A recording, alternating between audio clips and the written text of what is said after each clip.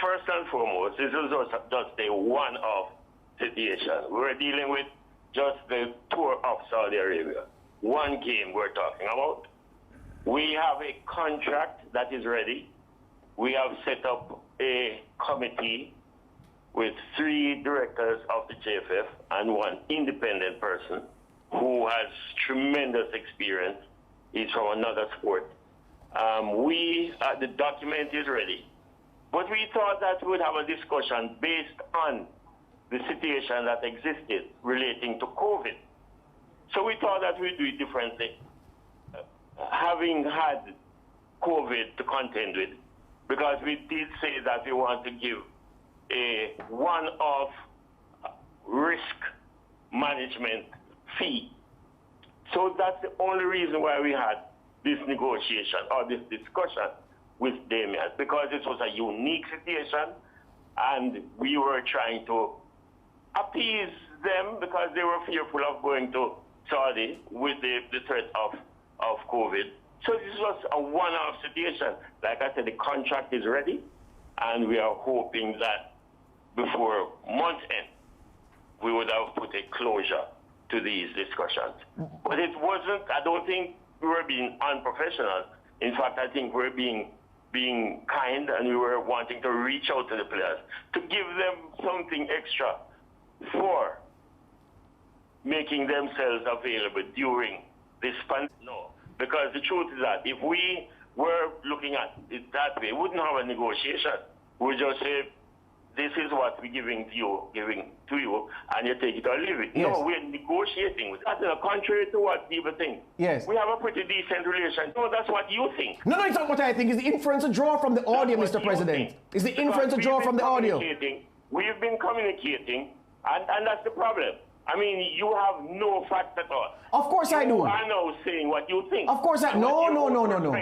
Your own perspective. No, we President. Been communicating with Damien. Initially, we were communicating with Blake. Then Blake turned it over to Damien. So we've been having discussions in this regard. All right. Damien and I personally had discussions. All right, let me ask you then. One-on-one discussion. All right, let's ratchet it down so that we can communicate clearly as professionals. If it is that you had been communicating professionally with Damien and the company, and what I'm saying is an inference that has no basis, what is the figure that you communicated in writing to Damien or Andre Blake? So what's the difference in writing? Mr. President, what is a contract? I ask it rhetorically because I know you know what a contract is. We don't have a contract. We were negotiating a one-off situation. Going to Saudi Arabia. That's what we're talking about. Well, we were negotiating a contract. The contract is now ready to be negotiated. Hold on. I didn't say you were negotiating a contract. I said to you, what is it that you put on paper as a proposal to the boys for the Saudi Arabia trip? That's all I'm asking. The original figure that Damien was asking for was $2,500. We said, Damien, we could not. We're offering you $1,500. Did you say that in writing, Mr. President? I was not a part of the original group that negotiated. In fact, I just came in for that particular. I was advised that they were offered $1,500. In writing? Damien and I had personal discussions. I said, Damien, we could not afford $2,500. We will give you $1,500 plus your per diem. That was the original discussion. But Mr. President, Damien said he would have gotten back to us. Then the next discussion was this one. And truth is, I honestly don't know what the big gurus about it. But you wouldn't because of self-interest, President. Wrong with the discussion. But hold on. The only thing that I think went wrong is that it was taped and we weren't made a witness. To be honest, I am not sure. You're not sure. I know that Damien and I had a discussion. I am simply saying that this was a simple, casual discussion. It was no contractual arrangement that we were going in. We're trying to work out a figure for a one-off game. But simplicity, Mr. President, simplicity does not obviate the need to put it in writing. That's all I'm saying. And I don't know why you're resistant to that as a man who knows business the way you do. I am still saying that if we are having a discussion, we have not yet gotten to the point where we're going to have things documented What is the big issue? We have not yet gone to when we decided on the figure. Yes. We wrote to each other and we signed the document. Not yet, Damien, as we were having discussions, we were never yet gone to the point where we are going to sign a document. We did eventually. But I'm saying, but Mr. President, we're offering this, are you accept? Why not yet? At what point will you put it in writing? When we agreed at the figure, we documented it, and both parties signed it. No. I'm sorry, Mr. President, that's not good enough, and that's why we have the problem here. Because, again, you say you do not see the big issue with what happened, except for the fact that it was taped behind your back or without your knowledge. And I'm saying to you that there are more serious problems beyond the fact that the thing was recorded and leaked. What are they? I'm still disagreeing. But you would. I'm saying this is a one-off situation. This was a situation that came out of the COVID pandemic where we wanted to do something different for the players. So we were negotiating and saying what we could afford. When we agreed, then we start. I have been in government service for years. When you are negotiating, you don't necessarily put things in writing. You sit at the table and you have discussions. And then when you're ready, when you agree, then you sign. Mr. Ricketts, I'm astonished at what you say. I'm going to make the contract available to you very soon. But the contract is good news. Mr. Ricketts, negotiated, which is different. Mike Ricketts, the contract is good and we welcome the contract. And I'm still saying that you don't even know the content of the email, whether it was. But you admit that there was no email. Whether there was a figure in the email. But you say there was no email, President. Make up your mind. Was there one or was there not one? Pardon? Was there one or was there not one? You've said that there was no email. So how are you now saying I don't know what was in the email? You don't either because it doesn't exist. No, the email from Damien. No, man, I'm not talking about the email from Damien. I'm talking about the email from you because you're the one who made the offer. And we started the discussions, Mr. David. Damien called to say that they are asking for a certain amount. I called Damien. I said, Damien, we cannot afford to pay you $2,500. We're talking about $1,500. We eventually signed an agreement, both parties. But we thought that in a casual precursor to the real McCoy, nothing was wrong in having a discussion to and fro until we agreed. Then we signed the document because we did eventually sign the document because it is tantamount to betrayal. I know that if I am having a discussion, I'm going to say to you, Lance, Mr. Davis, I'm going to tape this discussion. Nothing of the sort was said. It was taped, and the rest is history. I'm very disappointed about that. I would just want to say to Damien that I have a real issue with that, and in the future, if you want to tape a discussion, because the truth is, if he had said that to me personally, I would not have had an issue, because certainly he would probably want to play that tape for the other players to hear. Yeah. I wouldn't have an issue. That's the problem I have. Dean and I have a pretty decent relationship. The players and I have a decent relationship. So we really don't want to get into a fight with our players. Administrators will never win. Yeah. But we want to ensure that we have a relationship with our players. Ensure is that when we have these negotiations, we are balanced. But it is simple. You can follow the discussion. Yes. Or the discussion between Damien and us.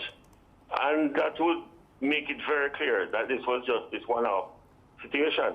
That ought to be very clear. Tyrone Marshall and Fuller have to do with a situation that existed a month or 6 weeks ago. Having a discussion with Damien about a particular tour.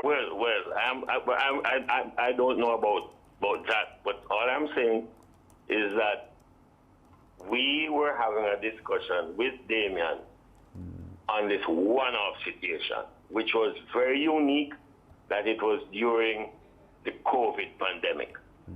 And nobody seems to be trying to understand that this was a one-off situation with the pandemic and we were trying to work something out with the players, right? And that's why we could have offered this extra for the COVID as a COVID risk allowance. We got less than 300,000. We had to take care of airfares, which, I mean, when you move players from all around the world, it's not easy. We were moving players from Europe, from North America, from all over. So that in itself presented a challenge. Yeah. It's going to be, it varies, because some players would have gotten more based on how many days they were actually there. Because the per diem would make a difference depending on how many days you were there. But I think the per diem was $100 per day. And the fee, I don't want to say what is not absolutely correct. I'm happy that you have said that. I'm happy that you have said that. Because, and that's where the problem or the problems are. Because going to Saudi Arabia, we could have afforded to do a lot better than what we would have done under normal conditions. And this was because we got a match fee, and we were able, and I'm pretty certain that the players were tangibly paid. But when you look at the situation down the road, and it is going to be a huge challenge when we make promises, when we are forced to make promises, and then we can't meet them when we promise to do so. Then you hear of mistrust, but it's a situation that sometimes you make an arrangement, you make an agreement, and when you are to pay, you're just not in a position to pay. We depend exclusively on sponsors and grants, and sometimes these are not forthcoming. So sometimes we do have issues. Yeah, of course. You're giving that commitment today that it ought to be best practices. It ought to. Will it be, Mr. President, is the question. Will it be? Will you see to that under your watch? Michael Ricketts as JFF president, yes. The contract is ready. The contract has been prepared. We have chosen 3 directors from the JFF and 1 independent person who has vast experience in similar situations. These 4 persons will present the draft document to the respective stakeholders, of course, from the players' side. And hopefully, if a situation should arise, kind of similar to what would have transpired some weeks ago, then of course we could meet with them and say this is a unique situation. There's a pandemic. Normally, your contract says that you will get $10, but based on the risk factor, we're going to give you an allowance of $5. He and I had an informal one-on-one discussion. On a normal condition, I am not part of the negotiating team. I just thought that I would sit in, listen, have a discussion with Damien, and just to see what pans out.